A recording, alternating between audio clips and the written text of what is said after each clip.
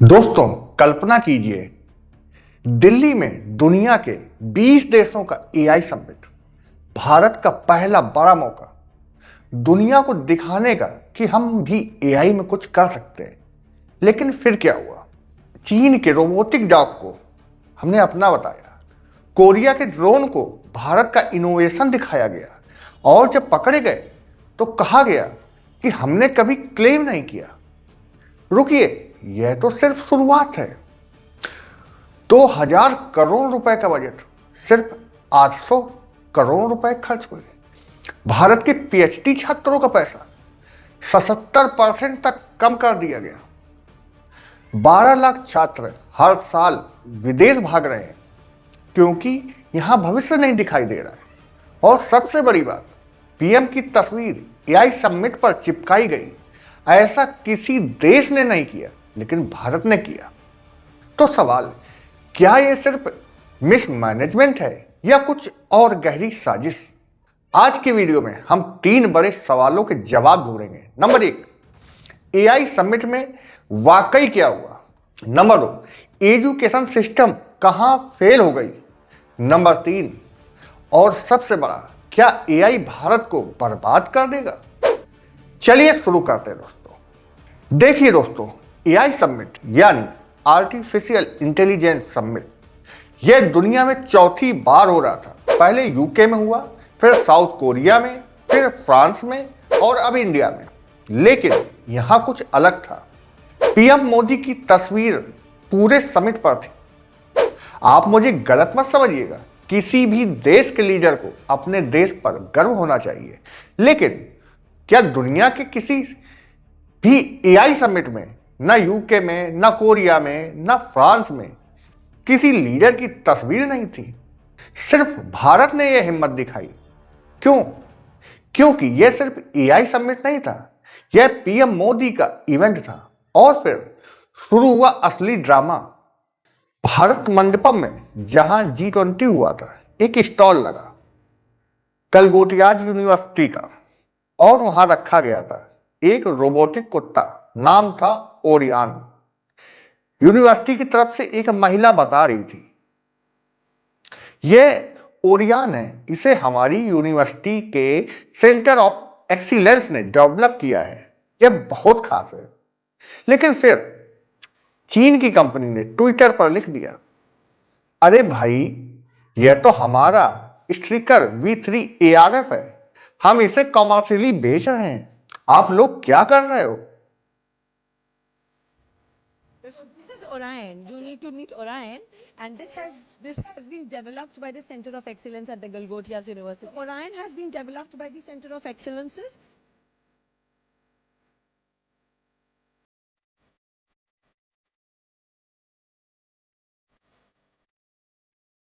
हमने ये कभी क्लेम नहीं किया कि हमने कुछ मैन्युफैक्चर किया है जो हमने नहीं किया। हाँ दोस्तों, सही सुना आपने। चीन ने पकड़ लिया, पूरी दुनिया ने देख लिया, भारत का मजाक बन गया चारों तरफ। और फिर आया बचाव का तरीका। हमने कभी क्लेम नहीं किया कि हमने मैन्युफैक्चर किया है। अब आप बताइए, अगर आपने नहीं बनाया तो फिर सेंटर ऑफ एक्सीलेंस का क्या मतलब है? अब अगर आप सोच रहे हैं कि बस यही था, तो रुकिए, यह तो सिर्फ पहला स्कैंडल था। दूसरा झटका, कोरिया का ड्रोन, भारत का इनोवेशन। उसी स्टॉल पर एक और चीज थी, सॉकर ड्रोन। वही महिला फिर बता रही थी, यह बहुत इंटरेस्टिंग है, इसकी एंड टू एंड इंजीनियरिंग से लेकर एप्लीकेशन सब कुछ हमारी यूनिवर्सिटी में हुआ है। यह इंडिया का पहला ड्रोन सॉकर एरिना है। ये एक सॉकर बॉल के अंदर एक ड्रोन सिस्टम चला है, ये थोड़ा बताएं। ये बहुत इंटरेस्टिंग सी चीज़ है। इसकी एंड टू एंड इंजीनियरिंग से लेकर के इसका एप्लीकेशन सब कुछ यूनिवर्सिटी पे हुआ है। और ये इंडिया का पहला ड्रोन सॉकर एरिना है जो गलगोटियास पे ऑन कैंपस आपको देखने को मिलेगा। और यहाँ पर बच्चे इस एरिना के अंदर गेम्स खेलते हैं, इसको फ्लाई करते हैं, अपनी फ्लाइंग स्किल्स को एनहांस करते हैं और नए तरीके से, और इसको और ज़्यादा मजबूती से और एनहांस फीचर्स के साथ डेवलप कर रहे हैं। वाह, सुन के तो दिल खुश हो गया बात बात। लेकिन फिर साउथ कोरिया ने कहा, भाई ये तो हमारा कॉमर्शियली अवेलेबल ड्रोन है, आप क्या बोल रहे हो? दो प्रोडक्ट्स, दोनों फेक क्लेम्स, अंतरराष्ट्रीय मंच पर 20 देशों के राष्ट्राध्यक्षों के सामने। और सबसे बुरी बात, गलगोटियाज यूनिवर्सिटी को बेस्ट यूनिवर्सिटी का अवार्ड किसने दिया था, याद है दोस्तों? गुजरात के तत्कालीन मुख्यमंत्री नरेंद्र मोदी ने। अब अगर यह सब सुनकर आपको गुस्सा आ रहा है तो प्लीज लाइक जरूर करें और सब्सक्राइब करना मत भूलिएगा, क्योंकि जो मेन स्ट्रीम मीडिया नहीं बताती वो हम बताते हैं। चलिए आगे बढ़ते हैं। तीसरा सच, पीएम की तस्वीर के लिए सब खाली करा दिया। अब इससे भी बुरा क्या हो सकता था?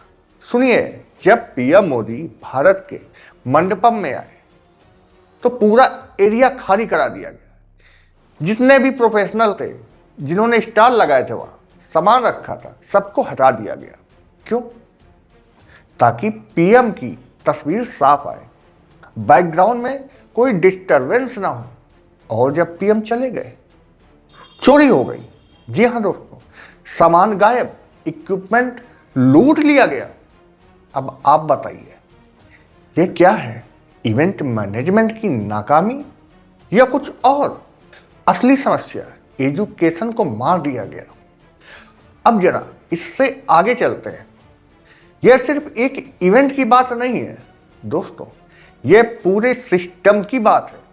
आंकड़े देखिए, बजट 2024 में एआई के लिए 2000 करोड़ रुपए अलॉट किया गया। खर्च हुआ सिर्फ 800 करोड़ रुपया। 2025 में बजट 1000 करोड़, यानी 50% कटौती। यानी सरकार को पता ही नहीं है कि पैसा खर्च कहाँ करना है। पीएचडी छात्रों को पहले अच्छी स्कॉलरशिप मिलती थी, अब उसमें भी 77% तक की कटौती कर दी गई। परिणाम, छात्र विदेश जा रहे हैं। रिसर्च का बजट पहले जैसे 100 रुपए मिलते थे, अब सिर्फ 43 रुपए मिलते हैं। 57% की कटौती। ब्रेन ड्रेन, 2024 में 12 लाख छात्र विदेश गए। सिर्फ हायर एजुकेशन में 8 लाख, 1 लाख करोड़ रुपए से ज्यादा पैसा बाहर चला गया। रुकिए, जरा यह समझते हैं, भारत का एआई बजट $1200 मिलियन, यानी 1000 करोड़।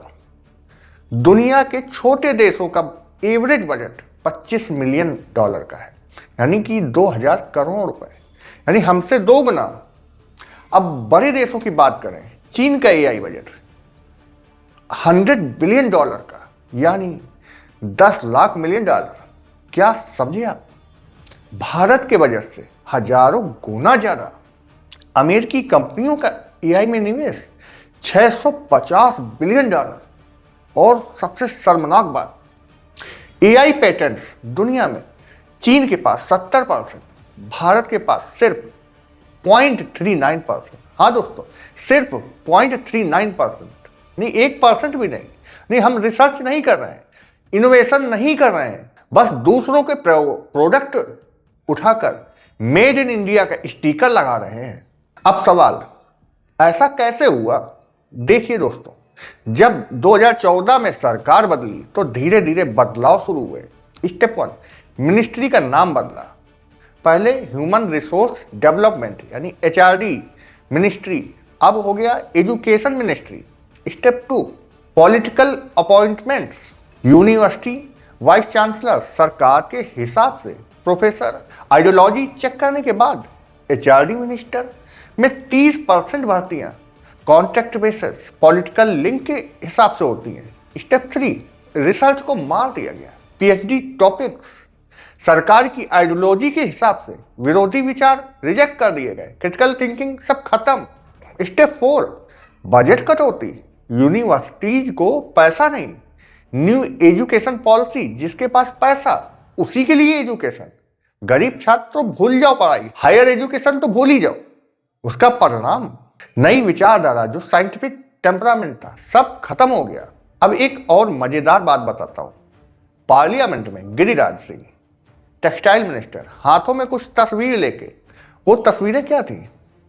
कुछ जो दिखा रहे थे नेहरू की फेक तस्वीरें। एआई जनरेटेड महिलाओं के साथ, और वो पार्लियामेंट में नेशनल मीडिया के सामने बोल रहे हैं, देखिए हमारे पहले पीएम कैसे थे, लेकिन वो तस्वीरें एआई से बनाई गई थी, फेक थी।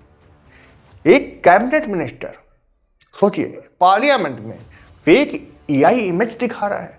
अब बताइए, अगर ये मिनिस्टर की बौद्धिक क्षमता है तो बाकी सिस्टम की क्या होगी। अब आते हैं सबसे खतरनाक सवाल पर। एआई आने के बाद नौकरियां जा रही हैं। 2025 में अभी तक इंटेल 24,000 नौकरियां गई, टीसीएस में 20,000 नौकरियां गई, वर्जॉन में 15,000 नौकरियां गई, और ऐसी कई कंपनियों में, एसएपी, सैप में 10,000, माइक्रोसॉफ्ट में 9,000, तोशिबा में 5,000, सिस्को में 4,250, एमेजॉन में 16,000 सिर्फ जनवरी से फरवरी में 2 महीनों में। ओरेकल की तैयारी है, लगभग 20,000 से 30,000 नौकरियां उसमें भी जाने वाली हैं। कुल 1 लाख से ज्यादा नौकरियां। और भारत की इकोनॉमी सर्विस सेक्टर और टेक इंडस्ट्री पर डिपेंड करता है। यानी एआई जितना फैलेगा, भारत में अनएम्प्लॉयमेंट उतना बढ़ेगा। एस्टिमेटेड है लगभग 20% नौकरियां खतरे में हैं। और सरकार क्या कर रही है? इवेंट ऑर्गेनाइज कर रही है, पीएम की तस्वीर चिपका रही है। ब्रेन ड्रेन भारत का सबसे बड़ा नुकसान।